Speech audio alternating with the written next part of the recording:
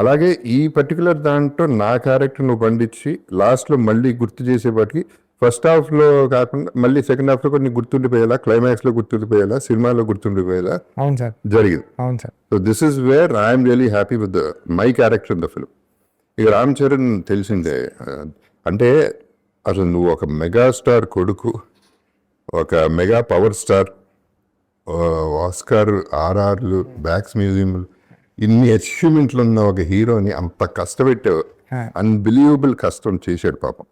అంటే రంగస్థలం ఉంది for example, నేను చేసిన చిన్న దాంట్లో కష్టం కంటే ఎమోషను, డ్రామా ప్లే చేయటం ఈజియర్ దెన్ బాడీ బిల్డ్ చేసి బాడీ తగ్గించి ఈ ప్లే ఉంది.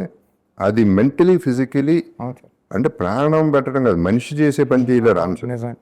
బాగా చెప్పారు సార్. మనిషి కంటే ఎక్కువ చేసాడు. ఒక స్టార్, మెగాస్టార్లు ఈ స్టార్ల కంటే కూడా బాగా పెద్దగా చేసాడు, గొప్పగా చేసాడు. ప్రతి ఫిల్మ్కి అంటే పొగడాలని పొగట్లేదు వచ్చి గ్యారంటీగా నేను రంగస్థలం అప్పుడు నేను ఒకటి అన్నాను, చిరంజీవి గారు కూడా ఫీల్ అయ్యారు.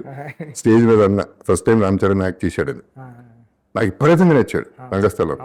అక్కడ నుంచి ప్రతి సినిమాకి 10x 20x 30x పెరుగుతా వెళ్ళిపోతున్నాడు. అవును సార్, ఈ సినిమా పీక్. అవును సార్, ఇప్పుడు పర్ఫార్మెన్సెస్ లో పీక్. అవునండి, అవునండి. సో తంది ఇక నోన్ ఫ్యాక్టరీని ఎక్కువ మాట్లాడాల్సిన అవసరం కూడా లేదు. ఇక తను ఎక్కడికో వెళ్ళిపోయాడు.